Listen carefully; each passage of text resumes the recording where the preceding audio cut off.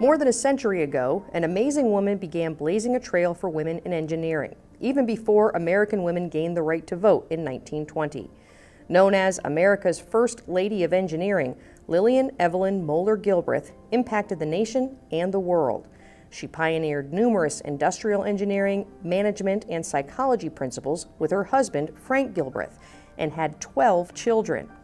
After Frank's sudden death in 1924, Lillian not only continued but expanded their work while raising her children as a single parent. Her family life inspired the 1950 movie Cheaper by the Dozen.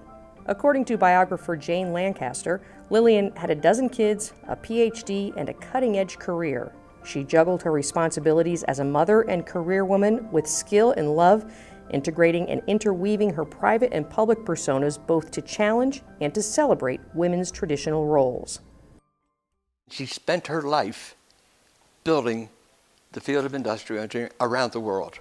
What baffled everybody was she was the mother of 12 kids. They said, how the heck can she do it? In the movie, she's kind of that nice little old lady who sits in the corner and cleans when Frank does his dumb things or his eccentric things. That was what was portrayed. It wasn't true. And Lillian was just as much out in front nationally as Frank was, even ahead of him. Lillian was here from 1935 to 1948 as a professor of management in the College of Engineering. She was the first female faculty member in the College of Engineering at the time.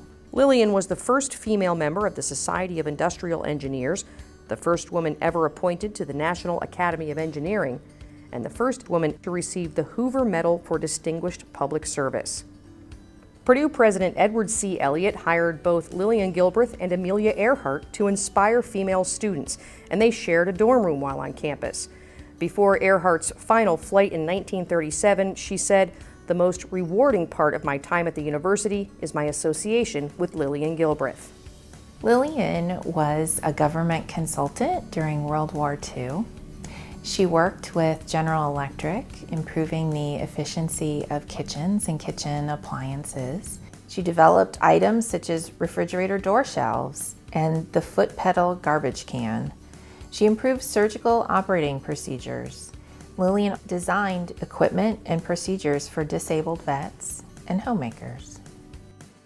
Lillian advised 6 U.S. presidents from Hoover to Johnson on topics of civil defense, war production, rehabilitation of the handicapped, problems of aging, and national security.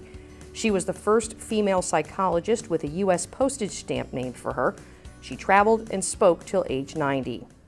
I always feel it's homecoming when I'm allowed to come back to the campus where I've spent so many happy years, and now to have this opportunity to tell you a little about some of the things I have seen in the development of industrial engineering around the world. In 1997, Purdue Industrial Engineering head Marlon Thomas said, "You cannot get an education in industrial engineering without being exposed to works of Lillian Gilbreth." So when I think of Lillian Gilbreth, I think of someone who was a real trailblazer, who followed her interests and created a whole new discipline of engineering. She's sometimes called the mother of industrial engineering, and to me that means that she was a part in creating what it means to be an industrial engineer and how to use engineering principles in a very different way than what had been done before.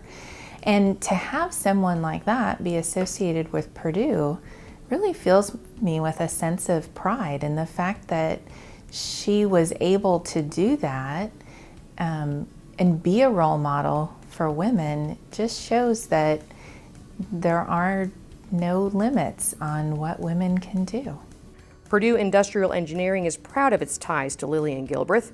For her many contributions to engineering, management, psychology, and humanity, Purdue Industrial Engineering salutes Lillian Gilbreth.